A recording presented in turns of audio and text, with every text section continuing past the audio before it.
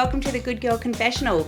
I'm your host, Sandy Lowrys, and the Good Girl Confessional podcast is brought to us by WB40, Women Beyond 40 magazine. You can check us out at WB40.com.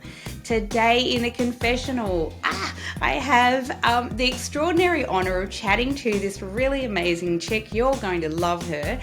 Annette Densham is a PR specialist and she is the co-founder of the Audacious Agency. She's also an award specialist, but she is a comedian and she has written an extraordinary book, her memoir, and it is called How to Eat a Shit Sandwich and Keep Smiling. Yes, you heard that right. It is an amazing book, and it is a journey for Annette to explore her life as she lived through sexual abuse, domestic violence, childhood trauma, but it's also a journey to find happiness and joy in her life. Annette is inspiring, she's a brilliant human, and I can't wait for you to hear her story. Welcome to the Confessional, Annette. Hello and welcome to the Confessional, Annette. I am super excited to see you here today. I'm super excited to be here. This is my first podcast for 2022. Ooh, we love that. We love a first here in the Confessional. You popped my 2022 cherry. Always a good thing. Always a good thing. So you are so extraordinary, and let me just say that off the bat. I have been really super excited to talk to you because you've got this extraordinary, you wear a lot of hats, let's just say that. So you're the co-founder of quite an incredible PR firm called Audacious Agency, and you've come from a print journalism background and a comms background and a marketing background, which is incredible. But you've written quite a powerful memoir called How to Eat a Shit Sandwich and Keep Smiling. And congratulations on that book. Thank you. It was certainly a labour of love. It's being that vulnerable is incredibly draining. Like I just went, yeah, I'll write a book. I'm a writer. This will be easy. And started it and went, oh my God, I feel like I've just unzipped my skin and shown everybody my internal organs and my heart and everything that makes me tick. But it was also really cathartic because there was a lot of things that I wrote about that unless you were my husband or my immediate family, you would not have known that I had experienced those things because I just kind of get on, bad things happen and I go, dust myself off. What can I learn from that and get on with it? And I just kind of thought with what happened over the last 2 years, it was just the right time to expose myself. And wow, I read the book. I think it is extraordinary. I thought it was incredibly brave, but the thing that struck me the most was how raw and honest and authentic it was.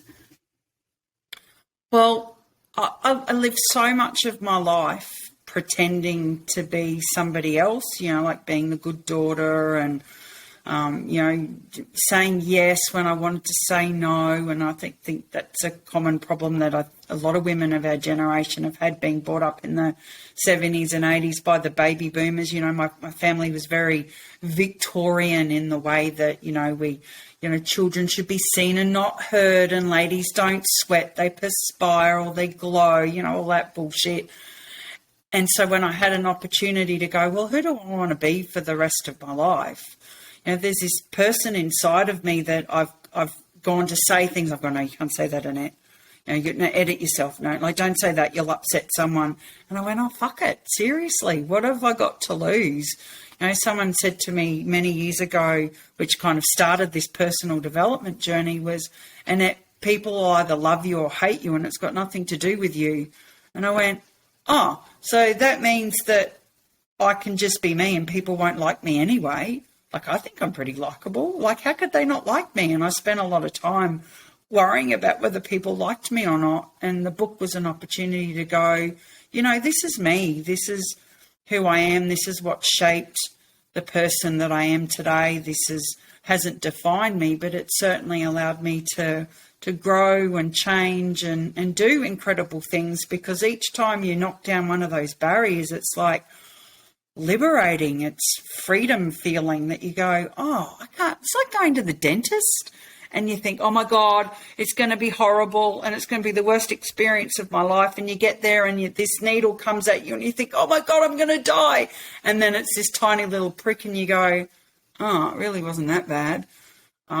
That's kind of how I feel my life has gone. It's like I've spent so much time going, oh, and then it was like, oh, well, that wasn't really that bad. Or if it was, something good came out of it. Yeah, it's incredible. I think the huge takeaway from this book for anyone who doesn't know you, and this is our first time meeting, today, even though it's Zoom, first time in real life, I guess, to go hi, it is your extraordinary resilience. And you talk a lot about grit, but I feel if there was, a human definition in the dictionary of what that is, your picture might be there.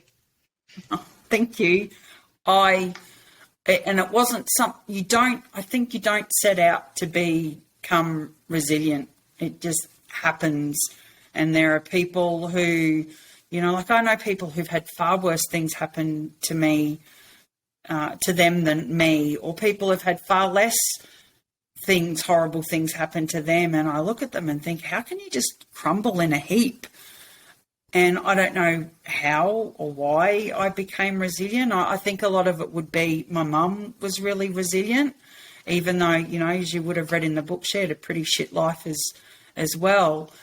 But she just always kept brushing herself off and going, okay, let's start again, or let's try this, or let's do this. And whilst I tried not to mimic a lot of the mistakes that she continued to make even at my age, I think she was my hero. Like I look back at the things that she dealt with in her life, and I'm really proud that she just never gave up, that she just kept trying. And I thought, well, I need to honour that for her, that I can't just crumble in a heap because bad things have happened to me, because I've got to make use of this life that I've been given.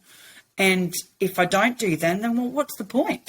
And I think you so beautifully talk about your mum in the book, because what you cleverly have done is you've been very honest about this complicated relationship, but at the same way you have shown how incredibly resilient she absolutely is as a woman and as a parent and a single mother, and all of the things that she was dealing with were quite extraordinary. But I really like that you didn't shy away also from, the sometimes complicated relationships that mothers and daughters do have.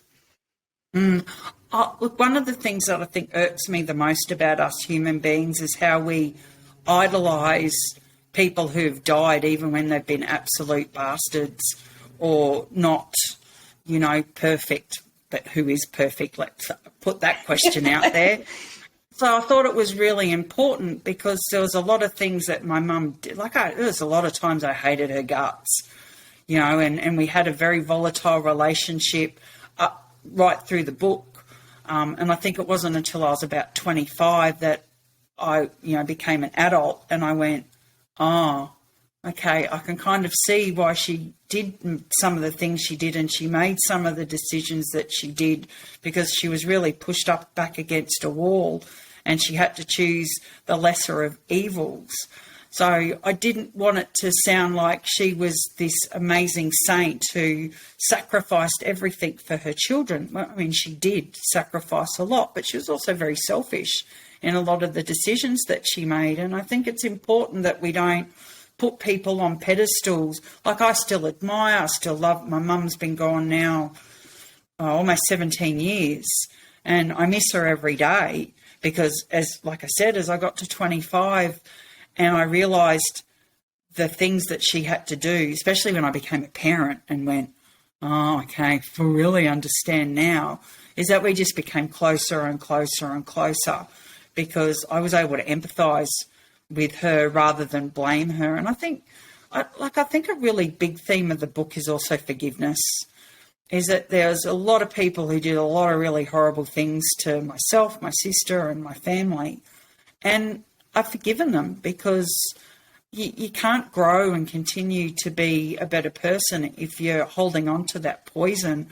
And, another really naff saying that someone shared with me was, revenge and jealousy and anger and all of those, emotions that make us like sick is like drinking poison and expecting the other person to die.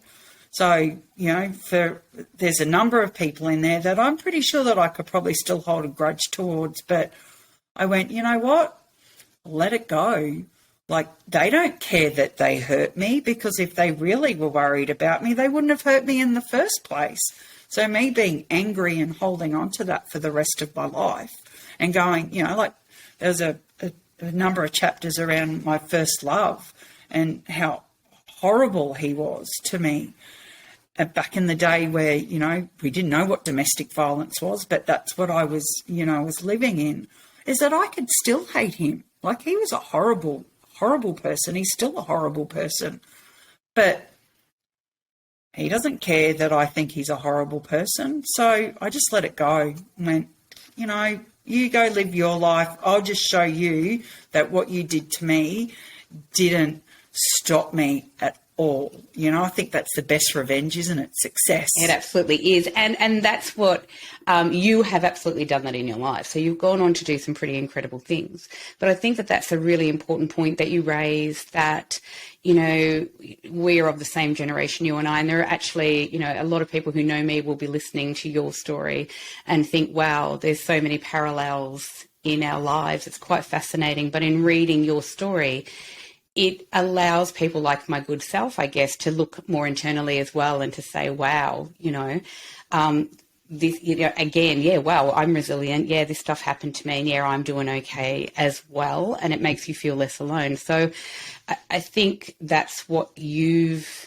been able to do in this book as well, is to bring people so far into your journey that they feel okay then to really think about what's going on in their own lives. And I think that's powerful. It's powerful. That's really cool. And I think that's one of the serendipitous outcomes of the book. And, when I sat down to write it, it wasn't so much to go, oh, look, people can change their life by reading my book.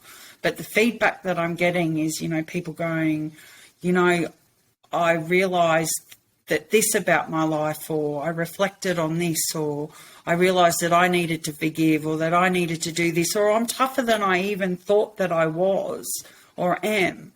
And it's like, wow, from a writer's perspective, it's like, how incredible that those 100,000 words have done all of those things for different people from different walks of life. But I guess what I really wanted to show is that it's okay to be you, because I've never really thought of myself as someone who's successful, because the plan I had for Annette when I was 10, when I got to my 20s, didn't really eventuate. Like, I'm not doing what I thought that I'd planned my life out to do. But that resilience and that grit has allowed me to go, okay, here's a spot I can slip into. Let's give that a crack. And I've never been afraid of going, that's not working. It's like, let's get rid of that and do something else, because I don't think failure is a bad thing. I think failure is a good thing, because you learn from that, and you hopefully don't go and, like, I never, ever, ever went out with another man as bad as that first one, because I learnt from that and I went, okay, now I kind of know what I need to. I kind of tripped up a few times, but it was like, okay, recognise it, I'm out of here. So knowing that I've been able to help people reflect on their life and hopefully feel confident to share their story, because there's so much learning that comes from, I love listening to the people that you have on your podcast, because I learn something from every single person, because we're really more alike than we are different. Yeah, that is 100% true. And I think in the sharing of stories, because you're an extraordinary storyteller, both in your work, in your book, in your life, but in being a great storyteller, and this is what this podcast and other platforms allow women to do, is to just share their story, even when they don't feel that they're a storyteller, which is amazing. And, you're right. Through doing this podcast, myself as a host, I have learnt incredible things from so many incredible women who share their bravery and show their strength and just share their stories. you know, and who are achieving incredible things. And the interesting thing about all of that is you say you don't think about yourself necessarily as a success story or as being successful. And I think a lot of women who've been on this podcast have sort of echoed that. And I think that's because you, along with these other incredible women, are women who are doers. They just get on and do some pretty incredible things, just like your good self. Yeah, well, you just put your head down, your bum up, and you go, well, that's something that needs to be done. I'm going to go and do it. And then you do it. But I think that what last year really taught me is I had a whole lot of health challenge. You know, like it was a big year last year, global pandemic. Hello. Let's not forget that. No one's going to let us forget that. You know, incredible debilitating health issues. I put on a lot of weight. You know, I started a new business in the middle of a pandemic. Yeah, like that's a great idea. You know, building that. You know, I've got kids who are struggling with their place in the world. You know, I've got relationships and, you know, all of those things that you don't stop and reflect enough sometimes. So when I say I never thought of myself as a success, I think up until last year, I didn't, because I'm just, like you said, I'm a doer. I get and I do things and I put my hand up and I help. And, you know, I just don't think about my impact on the world because I just open my mouth and go, blah, blah, blah, whatever it is that comes out of my mouth. But having 6 weeks off over Christmas, I had a lot of time to think because I stayed home, I potted around the house, and I thought, actually, I've done really well. You know, and I patted myself on the back and I went, 2022, Annette, we're going to stop a little bit more and say, good on you, and we're going to reward ourselves. Look, I'm talking to myself in third person. Yes, darling, thank you for coming. Because I think as women, and I work mainly with women who are over 40, is that we don't do that. And, yeah, we just put our head down, our bum up, we do it, we look after family and kids. And, you know, we're the sandwich generation. We're looking after kids. We're looking after ageing parents. You know, my kids blame me for the state of the world, and I'm like going, oh, I didn't really have anything to do with it. You know, like, go talk to the baby boomers. It's their fault. But we need to stop and say, I've done well. I've done well. Thank you. I've done well. And say thank you more often. You know, like, I love it when people go, oh, my God, you look amazing. And the old Annette would have gone, oh, but now it's like, thank you very much. I've worked really hard to get to where I am. I appreciate that, because it's like that external acknowledgement sometimes is a good reminder to go, okay, you've done all right. Preach it, sister. I love it.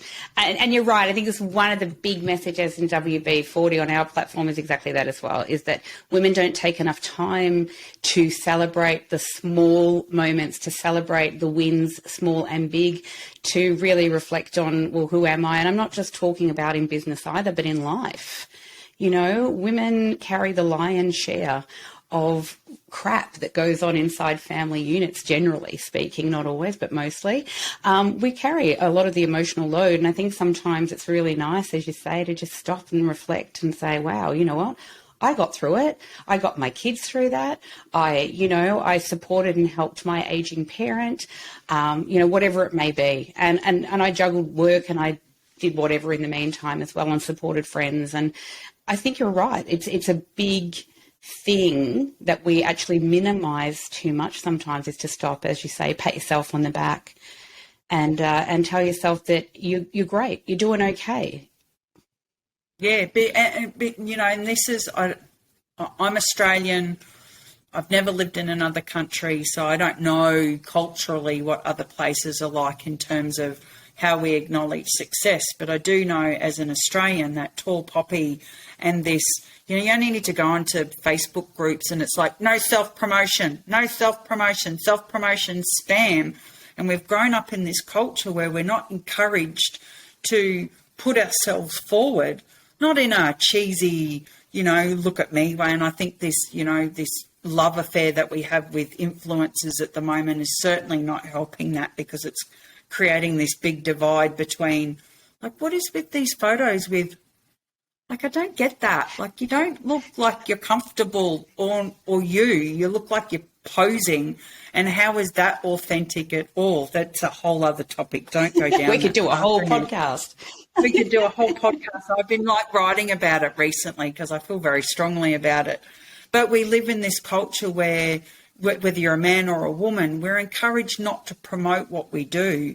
And it's like, God damn it, like that's so damaging to our psyches and our self-esteem that we're being stifled so much that there's a very beautiful, authentic, vulnerable way that you can share your successes and your, the amazing things that you've done. And we should be encouraging each other to do that, which is why I love storytelling so much, because it's such a powerful way to get across your message without it being all about you, but it being about you. So I think it's important that particularly as women, that we do support each other, that we encourage each other, and that we learn to say, thank you, I appreciate that, when someone says, you've done amazing things, instead of minimising what we're doing, because that serves no one. And it tells your brain that you're not worth it. Why would we do that to ourselves? Like, I would never do that to you, but I would certainly give myself a hard time and call myself horrible names and, well, I'm a loser, whatever.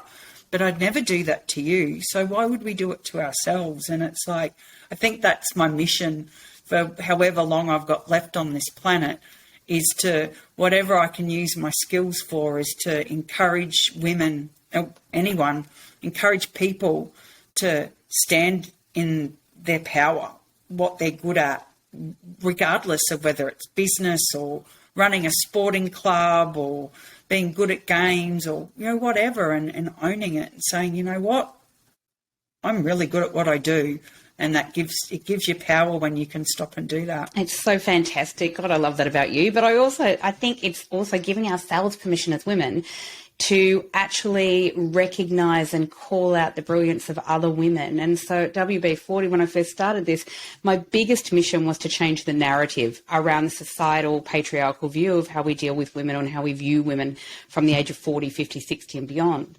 But also to change this narrative that women are constantly competing with each other. Because in actual fact, my experience, and I know that there's an element of that exists, but my lived experience is that women are brilliant at helping other women, at championing other women, at helping them to rise. And that's we have to give ourselves permission to openly say, oh God, I love that woman. She's amazing. Look what she's doing. She's doing great stuff. Oh, I'm so with you. And I do that. I mean, like, there's people who will charge you to do that. And I think, God damn it, stop asking for money for everything. I love money. And I tell you what, I like making it, and I like using my skills to be able to charge. But I think there's this element where we just need to get behind each other, because, I'm full with the NAF sayings today, a rising tide lifts all ships. If I can help somebody by sharing something within my skill set to say, oh, hang on, I think if you did this, or if you tweaked this or you did that, or, hey, I love your products and I'm just going to share them around, then it comes back to you. It's that law of reciprocity. If you do something for someone without the expectation of getting something back, is that you get something back anyway. It may not be monetary. It may be a sense of, fulfillment. I've made someone's life better today. Or it may be a sense of accomplishment that I've helped someone make some more money today, and that's excellent. And then 2 years down the track, they come back and say, oh, I want to work with you now. And you're like, wow, right? How awesome is that? Because it's all about relationships, and building each other up is about, getting that glue of society and just making it stickier and getting it, a little bit more traction, so that we're more connected, instead of all these silos of where, like Jules Brooke, a lot of your listeners may know who yes, I'm sure they do. She's been on the potty and we love her. She is one of my most favourite people on the planet. Now, she works in PR. I work in PR. And I remember when I started my business and Googling people back in the day, I was teaching people how to do it. And Jules came up and I was like, oh my God, she looks so amazing and so successful. And and I went, you know what? I'm going to reach out to her. And I'm so glad I did, because I realised that what we were doing was very different. It was under the same umbrella, but very different. And we've become really good friends. She supports me. I support her. I send people to her business. She sends them to mine. I send people to, it's just this beautiful back and forth that there is no competition, no conflict. And it's always just, how can I help you? It's not even spoken. It's just, I think, okay, that's the person I can send to Jules. Or I know it goes the other way. And that's how we should be doing business. Absolutely. And stop with all of this. Absolutely. And I bloody love Jules. I love her to the moon and back. She is just a beautiful person. When we first met, she was just, I love what you're doing. And I'm like, because I love what you're doing. And she's like, you should talk to this woman and that woman and this woman. That's what it should really be about. And, Jules is a really fantastic example of, as you are, of how women can just support each other. I know with our magazine, when we decided we're going to launch this magazine, and crazy as we were in the middle of a pandemic to do it in both print and digital, what were we thinking? I don't know, but I'm really glad we did it. But, through the pages of that, because it was in the middle of a pandemic, what we recognised as well, myself and this little team of ours, was that there's all these people really suffering in the middle of this pandemic, and especially women run micro businesses, small businesses, people who weren't getting recognised. And we created like this little section in the magazine called She Endeavours, where I think in the last 12 months, we've shouted out for free to over 120 micro and small businesses led by women. And just to show their products and get their websites out there and show people this is what amazing women are doing. We didn't make any money out of that. It was never about money. But as you say, what happens in this big scheme of that is the joy that it brings them, and the joy that it actually brought us, and the feedback from those women was kind of really extraordinary. And I think, this is the thing we could do. And because it was a small business, we couldn't throw heaps of money at something like a Murdoch press could. But what we could do was what was in our skill set and what we, in our control, which was to highlight all these women doing really cool things, as well as the women whose stories we told in the pages of those magazines, and create opportunities, paid opportunities for female creatives and writers to write for the magazine as well. But I think it's simple things that people can do every day, right? As I said, it might be, I've tried this new product and I really like it. And why don't I just mention it? Why don't I mention it on my social media? Why haven't I mentioned that on Facebook and shout out to that great company and go, this is really cool. I really like what you're doing. Yeah, I do it all the time. I love it. And I like, there's a product I'm using at the moment that is a bone broth product, and it's just the best. My stomach just went, oh, bone broth, that sounds good. And I've shared it like crazily. I love that. I'll be drinking and I'll go, I'll take a photo of this. The business I've sent this lady's way has just been phenomenal. And she messaged me and she went, oh, my God, I just can't believe all the orders I've been getting.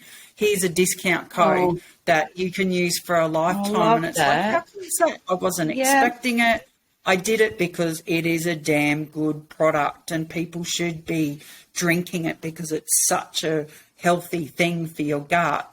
And I got a really nice reward of, I think it's 20% off every time I buy. How great is that for a product that you would have supported in any way? And that's why it's so beautiful. My big one today that I'll shout out to is Happy Pause, which is a menopause balm because I'm going through menopause. Yeah. And Sandy Davies is the founder of this. And she originally sent me, I had never met Sandy, and she sent me sample and said, give this a go. I loved it, but, I don't promote anything if I don't love it. And it was a beautiful gift and she didn't expect anything in return. But because I love it, I shout it from the rooftops. I tell everyone. And recently she's, got a new product out. And so then she sends me like a gift, which was really lovely. And then I just shout it. I just think it's that. Not that people have to send me a gift for me to shout out, because I didn't receive gifts from 120 small businesses. I won't say no. I won't say no. But no, but we didn't receive any products from the 120 small business and micro businesses. And that was never the point, because they could barely afford to be giving stuff away when they were just trying to build up their business and their brands. But the gratitude was beautiful and the messages were beautiful. I want to just quickly come back to the book because it is so extraordinary. And you went through, and we'll go on to other things that you're doing now because you're doing some really cool stuff now. But I wanted to quickly circle back to the book. Some of the themes, and you sort of touched on it, because I hope everybody who listens to this podcast will go out and read this book. That's my hope, because it's beautifully written. It's a powerful story, but it is your life. And there are huge themes in this book. Themes, as you mentioned, domestic violence, sexual abuse.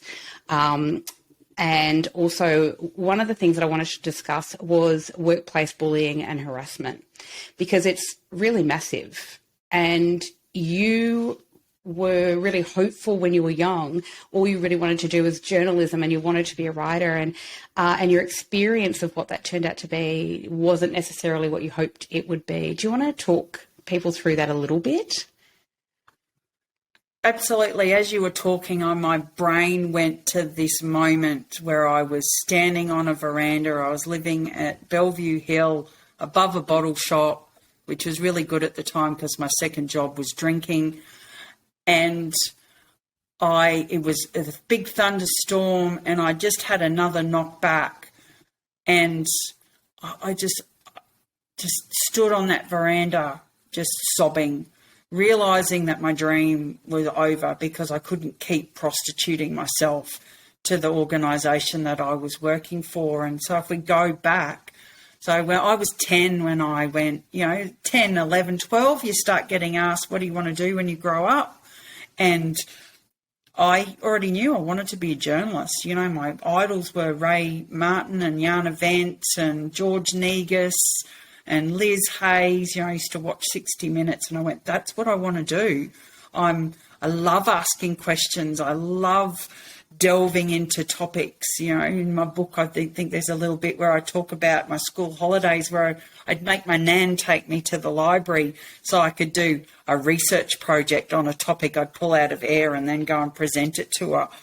So it's all I ever wanted to do. Was everything that I worked towards in high school went off the rails. So when I got that letter saying that I had been accepted into one of the biggest newspaper companies in the world, I was like, oh my God, I've done it. So many people told me how hard it would be to get my foot in the door, but I did it. But the reality of it was just so different to what I had expected in my head. And there's a thing that plays out a lot through a lot of my employment is that, I go in with this expectation of, here I am, I'm a junior, I'm just starting out, I'm willing, I'm eager to learn, I'm hungry to learn. I want to know stuff, I'm asking questions, I'm digging deep, I'm like tapping into the collective wisdom of all of these, people who've been before me.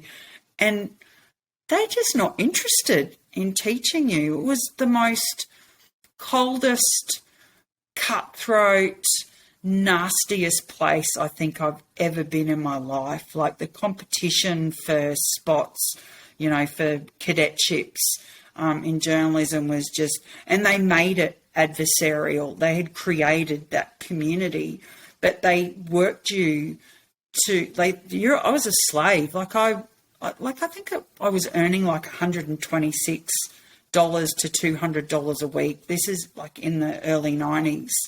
And it was barely enough to live on, let alone do anything with your life. So my whole life became this newsroom, this building in Sydney where that's where you ate, that's where you drank, you slept with the people, you lived with the people. And it was just so toxic because, small percentage, but enough, were second-generation journalists.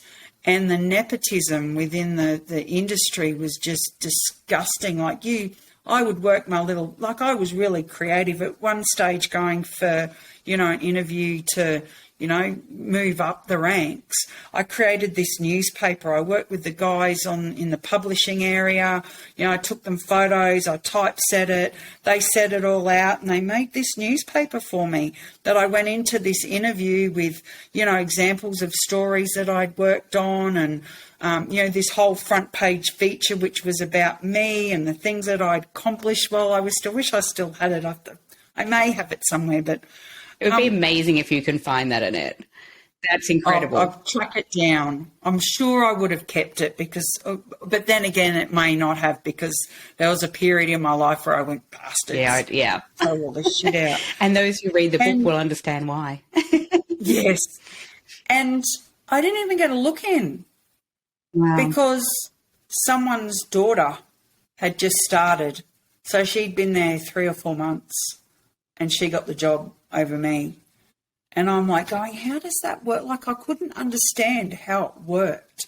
But even just look at me, I just crossed my arms. I know, I can see it. But even because it's not right. Because it's not right. No, it's not right. And even now at 50, 51, I'm like going, what a horrible way to treat young people.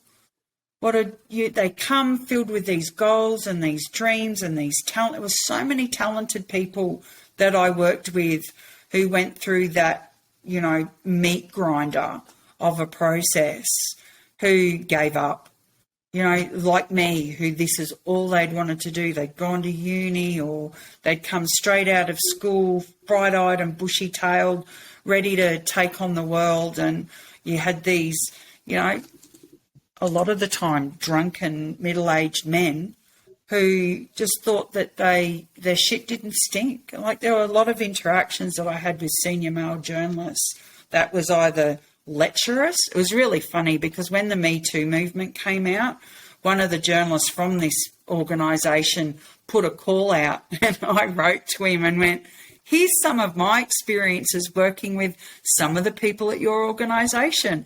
I never heard back from him. Surprise, surprise. Yeah. So there was a lot of times where you're kind of like always watching your back, I joked before very flippantly that my drinking was my second job. I developed a real problem with alcohol because it was the only way that I could numb my pain, because I just had nothing, nowhere else to go, no one to reach out to who would tuck you under your wing, because everyone was watching their backs as well. So, when people are reading the media now, mainstream media, like, I'm sure it's cleaned up a little bit, but the way that they concoct the news is often, don't believe everything you read. Just saying that. I was there when Paul Keating was going for Prime Minister of Australia, it makes it sound like he's going for the Olympics. And the whole focus of the newsroom was how to position him in the best possible way over the opposition. Wow. Like, how biased is that? And it still happens. It still happens. We watch it, and it depends what news you're reading, right? And you would know this better than anyone, whether it's left-leaning or right-leaning, what the headline's going to read about the Prime Minister, for example, currently, or whatever. But anyone I don't know whether you've watched the show Succession. No, not yet. It's on my watch list. Fascinating. That I read somewhere that it's, inspired by the life of the Murdochs. It's quite an extraordinary show to watch. I'm in no way pretending that it's real or not real. I don't know. But, it's quite extraordinary. But they hint a lot about, they don't even hint, they just slam you over the head a lot about that. This is how we position the news. This is what clickbait is, and this is what sells, right? Yeah, and it's gotten worse. I mean, like, at least there was some integrity in journalism, back in the 80s and 90s, where it was, we presented both sides. Yeah. But, like, now, like, the number of times I go on to news.com.au and I'm, like, yesterday there was a piece about some guy a mother who put her school rules up, her school holiday rules for her children. And that was the whole story, which was just grabs of people's comments off TikTok. Like, when did journalism become that? Or someone's first-hand response to what having COVID was like. It's like, that's not journalism, that's blogging. Yeah. That's a total difference. Yeah. So, my experience in the newsroom was not the most positive. And it's quite telling now that, I have no connections to pretty much anybody I worked with back at the time, because I did burn a bridge by taking the company to court. I was going to ask about that next, but yes. Yeah, let's just take on one of the biggest media companies in the world and every chance of winning. But it was the principle of the thing, because I was just, and I'm still this way. Social justice is just a really strong value for me, and fairness is another really strong value. And it was so unfair, the working conditions. It was so unfair, the treatment. And the number of times that I'd say to them, you know, like, the way that he just spoke to you was not nice at all. Like, that was really rude. I mean, there's a chapter in my book called Copy That, Ray, where there's a senior sports journalist who was just made my life miserable. He never called me by my name. He'd call me girl. He'd call me fuckhead. He'd call me, I think one day he called me a slut. Oh, charming. You know, like, he's really a charming, beautiful person. Yeah, lucky he's dead now.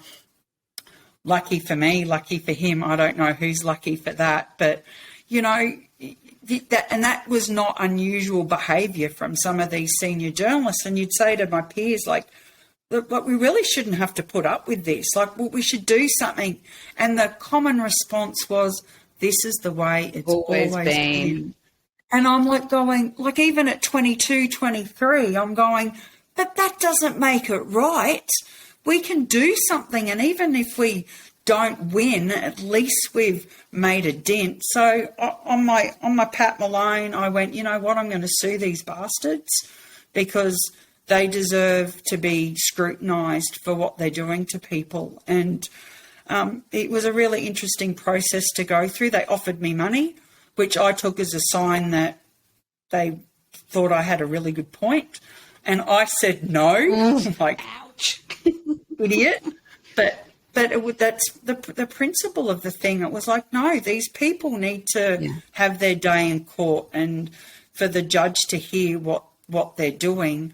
And it was really interesting. And in the book, I talk about when the judge hands down his decision, and the whole time, like, I'm looking at the QC, and this is how certain I was that I had a really good position, is that I had a Queen's Counsel, one of the top QCs in Sydney, who did it for free. Now, I've changed his name and changed the name of in the book, but him and the solicitor that I worked with gave their time for free to me. These are two of the biggest law firms in Sydney who went, we think that you've got a really good case. So we're sitting there as the judges bringing down this decision, and we're looking at each other going, we've won. Like, he's saying all of these things, and then you get the however. I don't want to set a precedent, because what could happen retrospectively from other people who've been through this could damage this organisation. And I'm like sitting there like going, what about the damage you've done to other human beings? People like me? Yeah. And it's interesting because it was pre-Me Too, and we should say that. And I wonder what would have happened had that, you know, court case been going on in the here and now. You know, I think it was quite extraordinary that that particular judge felt the need to protect a huge business, right? So it was David and Goliath, and you know, they chose an organisation and the protection of a reputation of that business over the top of you know, the reputation and wellness and care of human beings. So I think it'd make a great miniseries. It really would, wouldn't it? It really would. Yeah, I really think so. I've actually been trying. I did have the transcript from the court case, but I've moved around so much that I've lost it somewhere. But it will be on record somewhere. I've got a inquiry with the Supreme Court to see if I can get a copy of it, because I think it'd make a really good miniseries. I think it would. Particularly on the back of Me Too. Yeah, absolutely. And I think that's why I brought that particular story from the book up, because I think it is a really powerful message of when we talked before about your grit and your resilience, that you had it even then to take on, as you say, the largest media business basically in the world by yourself as a young woman shows extraordinary bloody grit. You know, and I always say this, I tend to do a lot of things in my life.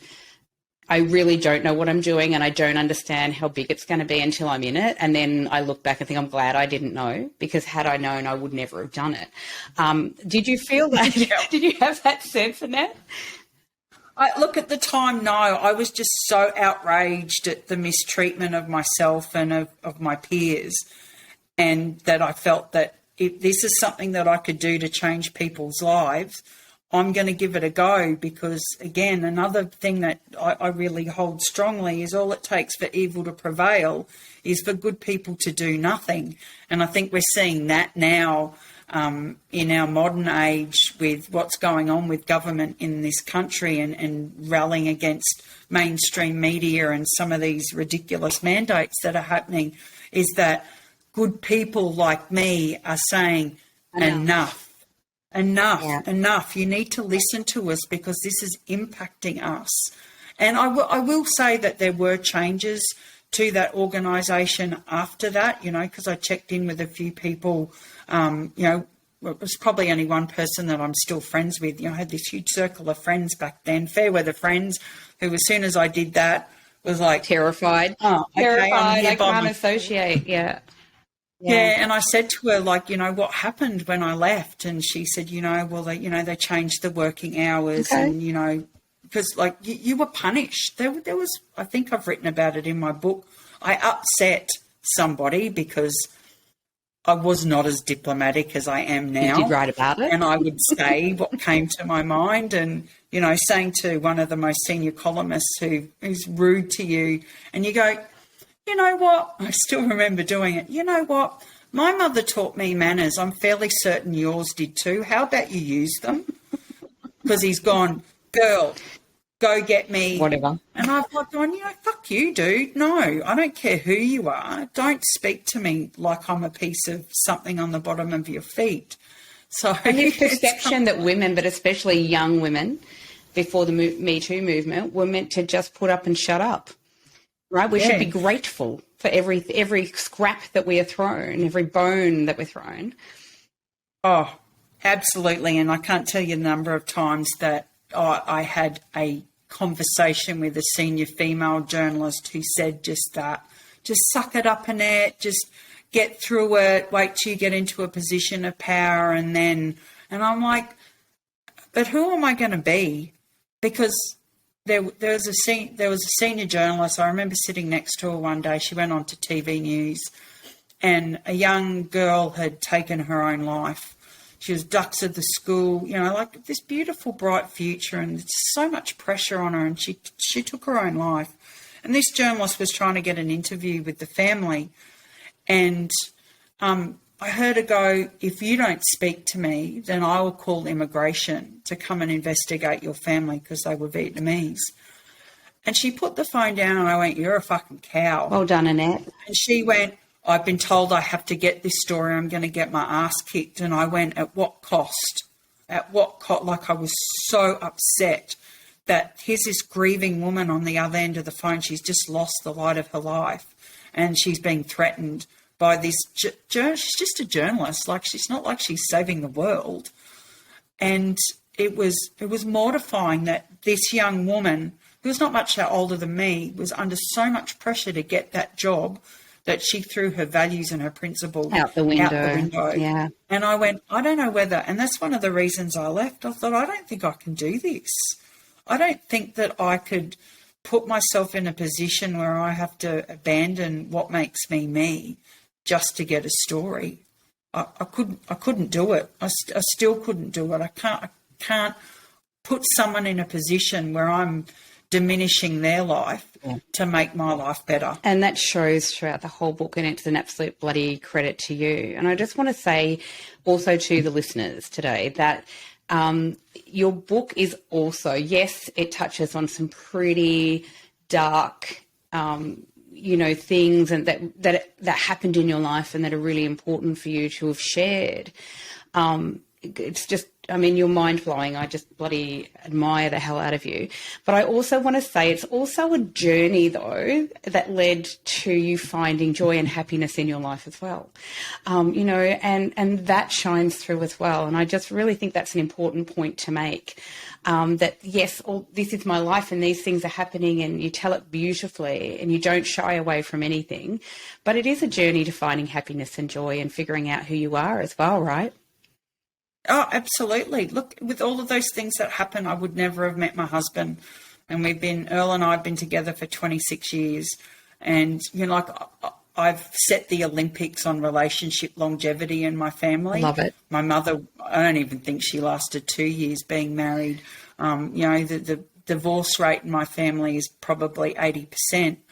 So to know that I took all of that and to find a really nice, kind, loyal, caring human being was only made possible because of what I've experienced. And I remember when I introduced Mum to Earl, she went, "Oh, Annie, he's really nice, maybe too nice." You're like, how, and I remember how dare you?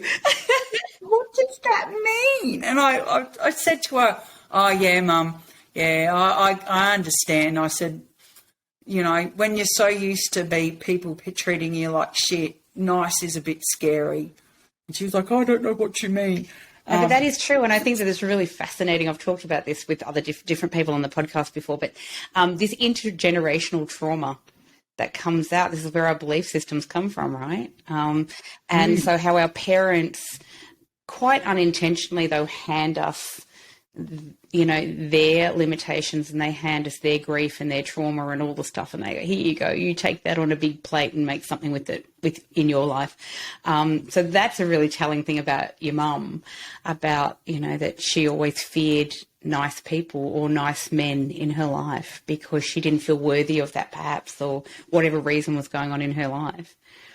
And the really sad thing is that when I was probably, I don't know if I wrote, there was a lot that I didn't put in the book because it would have been War and Peace. But she met this guy when I was maybe 14, 15. He was so nice. He was so lovely. He was so attentive, and it was really serious.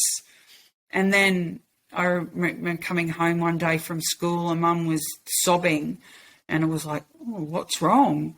And, she said that he had gone back to his ex-wife because his two daughters, who are around the same age as my sister and I, the eldest daughter was like off the rails. She was smoking pot. She was drinking. So she's like 15. She was sleeping with lots of boys. Needless to say, I was doing the same thing. I was just better at hiding it. Yeah. But he'd said to her, "I have to go back because these are my girls and I need to make sure that their life is stable." And whether you agree with that or not, it was like that just showed what a good quality person he was, that he was sacrificing his happiness for his children. And I think Mum's heart was just broken and never repaired from that moment on, which is why I think she died so young, because she was just so broken. But, it's like I've tried so hard my whole life to not repeat my mother's mistakes. It's kind of like, it's almost been my mantra now. What would Mum do here? Let's do the opposite. As we all do. And I think that that's a really fascinating thing as well, though, because in doing that, and I've written about my mum in the past and done pieces about it, because ours was a complicated and really interesting relationship as well. And again, yes, I deeply admire my mum for certain things that she did and qualities that she definitely gave me that I inherited, for sure. But it takes you a long time to realise that, right? It's somebody once said, we're talking about all the naff things today, but one of the naff things someone said to me once, which is so true, is, "Isn't it amazing how wise your parents get as you get older?" And that we start to understand and can view with different eyes, I think, their life journey and the struggles that they had and the experiences in their lives that made them who they are, and that perhaps we see them through a softer lens a little bit then, because we've then had life experience and understand how difficult life can be. And I think as a parent too, because I've got a 21-year-old and an almost 18-year-old, is that my 21-year-old son, is just raging at the moment. He's got no hope. He's looking at the world. He's blaming my generation and the generation before me for the mess that we're in, rightly so. Yeah. And, he's so angry. And I really want to go, "Oh, for fuck's sake, stop being so negative." But then I think, I was like him at 21. You've got to remember where you came from so that when you do judge people, you can go, okay, maybe I don't have any right to judge, and that I do need to reflect on how I would have handled that as a kid and how I'm looking at it now as a 51-year-old, that he doesn't have the benefit of my 26 years of lived experience, that I can go, "Well, son, because he's just going, more words, Mum, more words, like doesn't mean anything. Which is true, So, right? And I think about when I was young, I can't remember how, maybe 14, 15, maybe 16, maybe all of those years that, you know, I was raging against the machine, and I was, you know, like I was totally, you know, everything back then was anti-nuclear, you know, it was about nuclear disarmament, and I was so angry. And I remember the first protest rallies I ever went to, I must have been about 15, and making my own T-shirt, encouraged by, I think it was Midnight Oil, the band,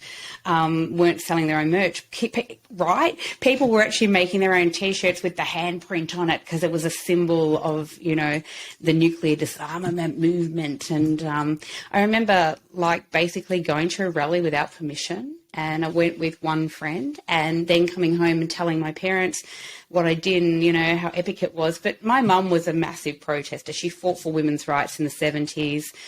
She fought for gay rights because some of her friends were gay and she couldn't believe the injustice in the 70s. And she was arrested, you know, and detained more often than not.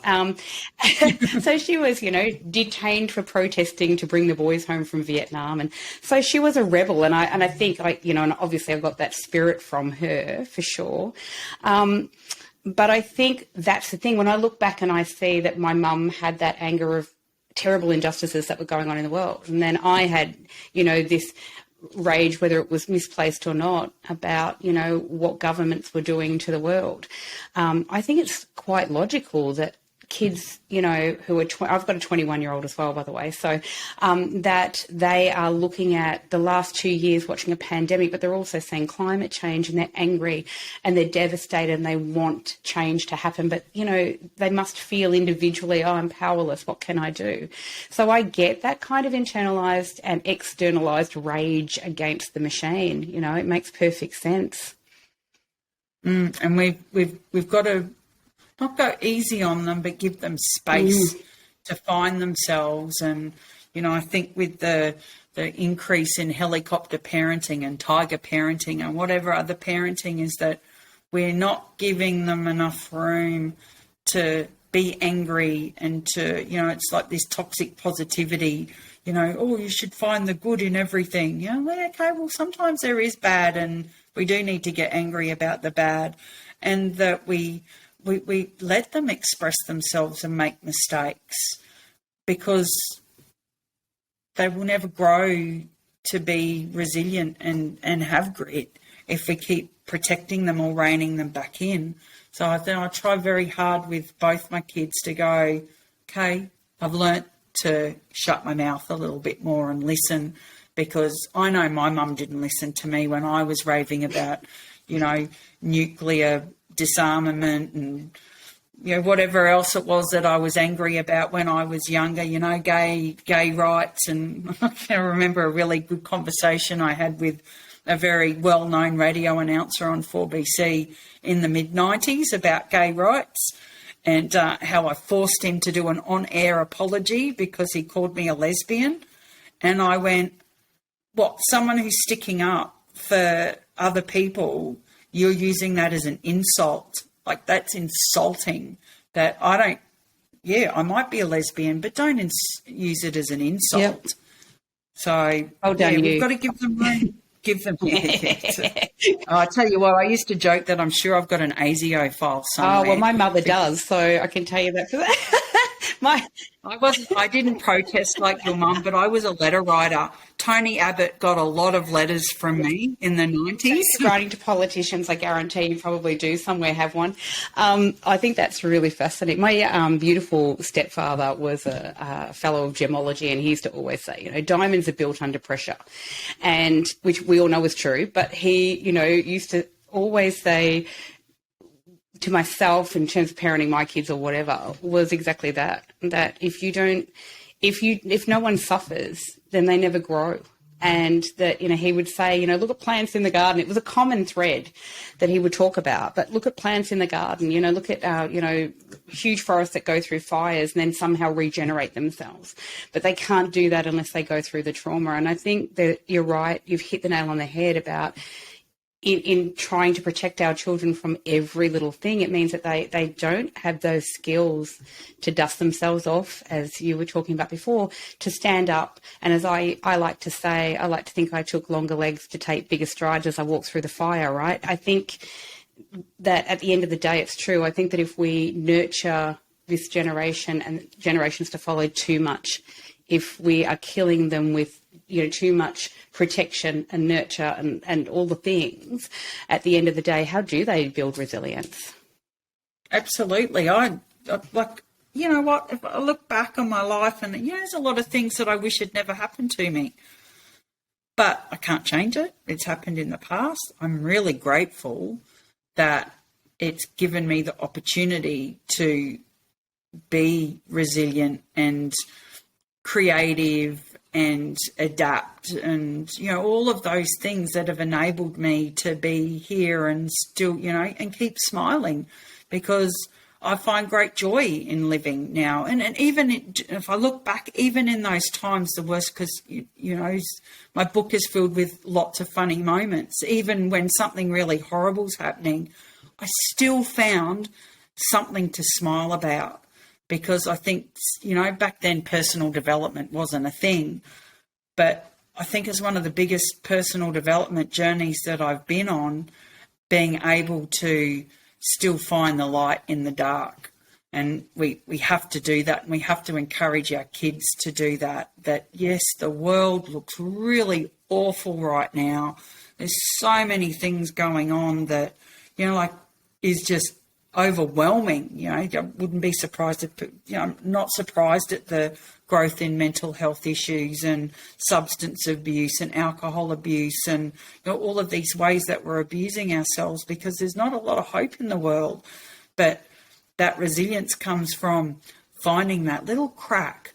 Like a friend of mine yesterday posted a photo, ugly bitumen road and, this ugly sign, and he said, beauty always finds a way to shine through. And in this crack was this flower, this little bush of flowers, purple flowers, which just stood out in this stark greyness. And it was like, yes, right, that's what we're looking for. Forget all of that. Look for that, because that's what gives us hope. Yeah, agreed. That picking up, people who go, people who are just filled with joy, and you look at them and you think, yes, I want some of what you've got.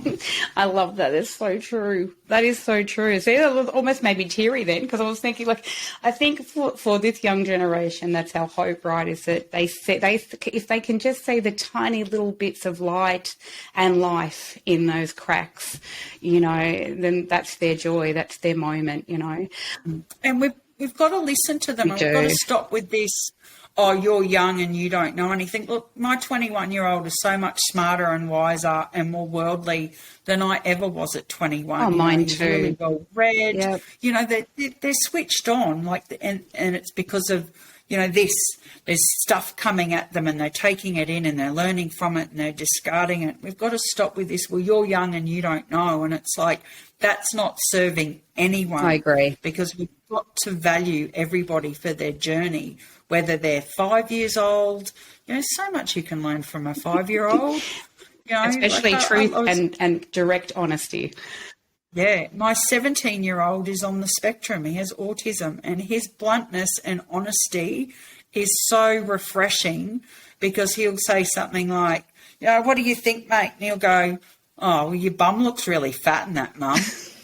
And it's like, oh. Thanks, mate. I could be insulted, or I could go, well, he's just telling me the truth. From his perspective, right? Yeah, that's right. And I go and look and go, yeah, right, okay, so my mum does look like that. Thanks for that. Hey, which brings me to my next thing, because we're talking about hope and light. And I absolutely love this other part of your journey where you are taking to the stage and you're doing comedy, stand-up comedy. This is so brilliant to me. I love it. And I know that you have written a piece for WV40 magazine, which will be coming up in our next issue, which is super exciting, about that journey. But I just wanted to touch on it a little bit about exactly that. about what brought you to comedy. Like, I'm so fascinated by this because I was an actor for a very long time, did a lot of theatre acting. Anybody who treads the boards knows it's bloody scary. But most actors, terrifying, right? And most actors are like, comedy, not doing that. Like, it's scary. So tell us about it. Well, I've always been the class clown. You know, I learnt very early that people wouldn't pick on you if they thought you were funny. So, you know, I honed that skill. And by the time I got to high school, people would just, especially if the teacher picked on me, then I would have some, you know, witty one-liner or quip, and the class would crack up. And so I was really popular in high school because people thought that I was hilarious. And my good friend Fiona McGarry is a professional comedian, and she posted one day on Facebook that she was doing a comedy course. And I went, well, I think I'm pretty funny. Like, you know, I go to a party and people go, oh, my God, you're so funny. And I went, well, I'm going to go give it a crack. Oh, my God. It was just so not what I thought it'd be. It was like, you know, comedy's not just having a few drinks and thinking that you're hilarious. It's, you know, you've actually got to prepare stuff. You've got to think about the construction of your joke and, you know, what's your lead up and where your punchline and all the little bits of where people will laugh. And the number one thing she said is don't go into this trying to make people laugh. And I'm like going, I'm so confused now because I thought that was my job. So I went into it because, firstly, I wanted to challenge myself because I hadn't done anything really out of my comfort zone for a long time. I was feeling really stagnant and kind of over what I was doing and thought I didn't really have any hobbies. You know, I was in business. I worked really hard. I finished work. I sat in front of the telly. Weekends was pretty much the same. So I went, I need to find something. And that came up and I went, I'm going to give it a go. Number two, I think I'm pretty funny. So I went, well, let's go see how I can be deliberately funny. And number three, I'm a sucker for punishment. So we did the course. It was 2 days, you know, came up with some ideas. We had 3 weeks to prepare our 5-minute spot. And then we did a graduation show. Oh, my God. I tell you what, I've needed adult nappies throughout that 3 weeks because the number of times I shit myself because, like, I just go, oh, my God, I've got to get on. Oh, my God, I've got to get on stage and be funny, and my stomach would go and I'd feel sick. But I did it. People laughed. Woo. And I don't think it was pity laugh. I think you can tell. I honestly do. And I think, you know, I've been in some plays which were comedic, but I've never done stand-up comedy. I bloody applaud you. I think you are fantastic. Well, I just got word through that so this is the last time I can do it. So I'm doing Raw Comedy, which is a feeder into the Melbourne Comedy Festival. So I've just been given a heat in March. Yay. To do my heat. So you can only enter 3 times. Mind you, though, I feel that there's a type that they're looking for, and a middle-aged woman is not it. They're all quite young, and most of the jokes are quite filthy and dirty, and my jokes are really quite observational about my life. You know, I joke a lot about my kids. You know, I joke a lot about, you know, my weight. You know, like stupid things that I've done. I do think so. And I think, you know, let's face it, the brilliant, wonderful and wise Hannah Gadsby is living proof that there is a huge need for women over the age of 40 to be out there doing their stuff and really like having observational comedy. And I can also tell you that I'm a huge fan of of Raw and what they do for the International Comedy Festival, and I've been to their events several times, so that's really exciting to see people who are new and who are coming through. And but yeah, you know, and while you may be right, I do think there's a definite need out there for women to see themselves represented in comedy as well, and for women in my demographic, which is what I'm all about, to see ourselves represented. So I'm super excited that you're out there, Annette. Yeah, oh, look, I can't wait. I've got a lot of jokes that I wrote at the end of last year. So I did take a break from comedy for a couple of years because of COVID. And I live on the Gold Coast, and there's not a lot of open mics available on the Gold Coast. So I've written some jokes. I think they're pretty funny. Actually, Sandy from Happy Paws features in one of them, great. because I talk about my brown corduroy vagina and how handy her cream is. So good, isn't it? You know, there's a lot of talk about bladder problems and, things like that, may not appeal to everybody, but they've got that little moment of like, oh, okay, yep, I can relate to that, which makes me laugh. I think if I make myself laugh, that's a good start. I'm super excited. So, well, I don't know, in March, is it going to be virtual or is it going to be live? Well, at this stage, it's live. Oh, how good. So good, because TBA. Hopefully I'll be there then. How exciting. I know. I'll be sharing it with on my social media platform so that people can come, because, it's funny. I almost prefer to perform to having people in the audience that I know, because you can find them and they help. For me, it centers me, because it's like, okay, there's someone who's in my corner here. They already think I'm funny and I know that they're going to laugh. So I take my best friend to most of my comedy gigs. We've been friends since we were 12, and she thinks everything I say is funny. So I just bring her and she just cracks up and I'm like, yeah, all right, I'm on track. I'm good.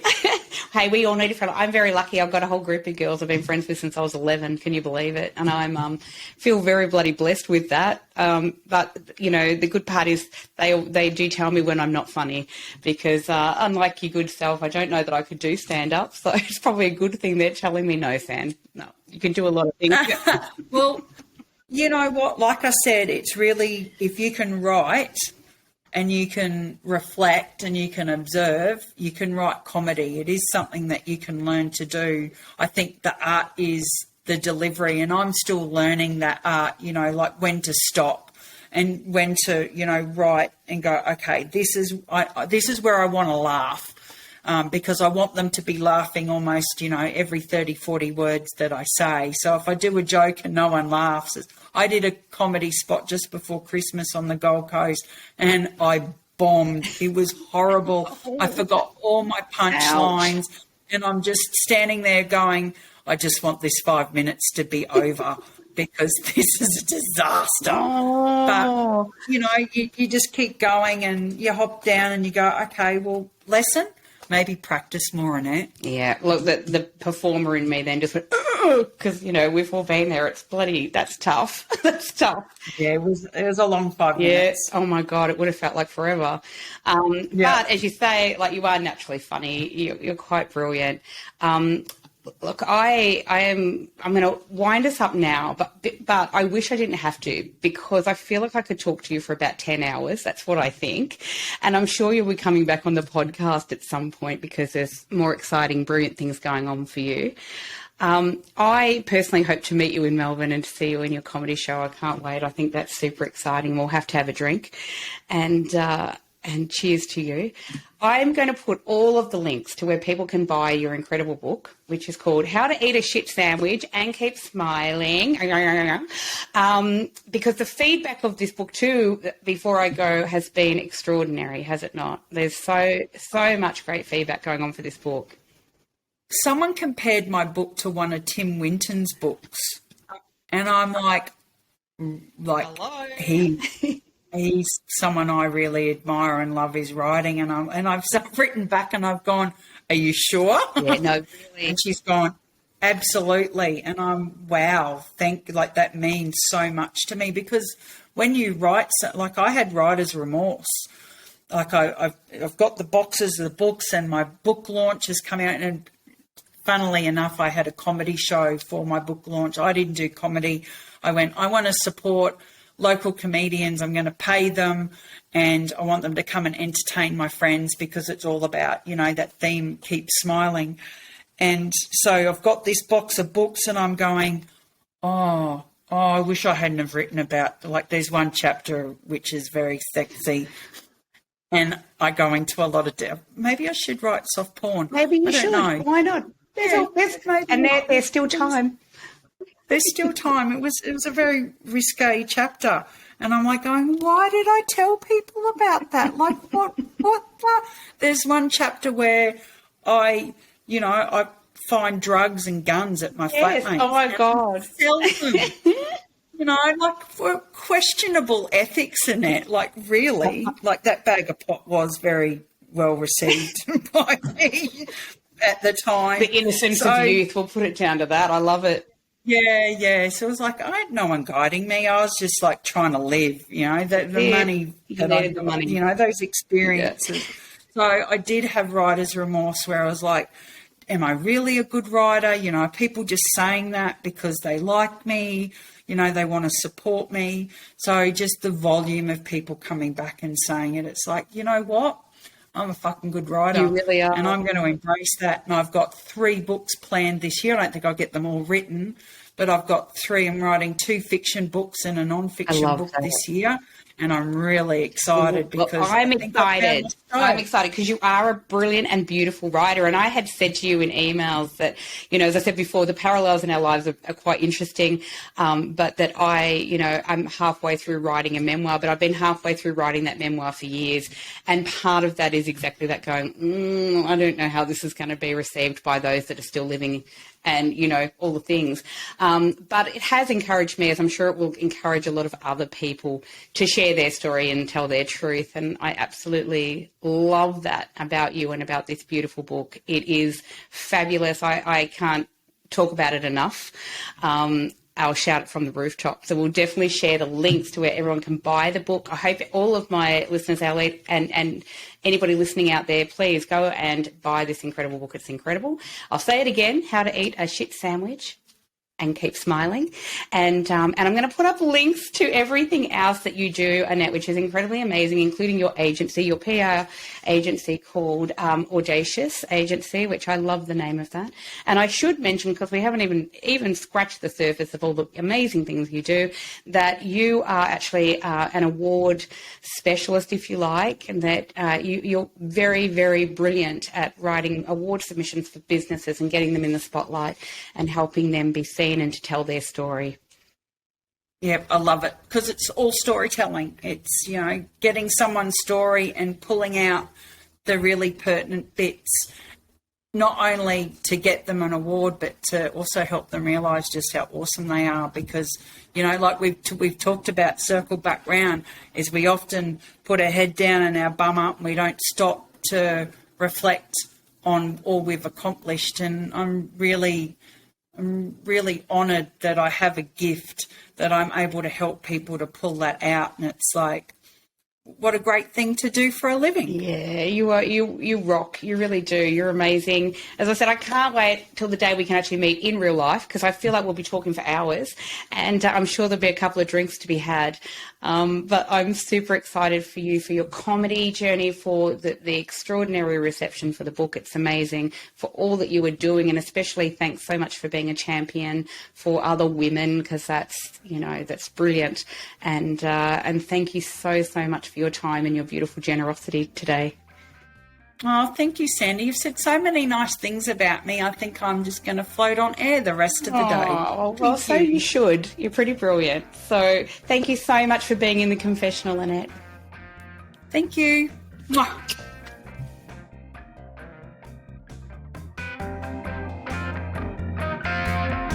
Thanks for listening to the Good Girl Confessional podcast. The Good Girl Confessional podcast is brought to you by WB40, Women Beyond 40 magazine.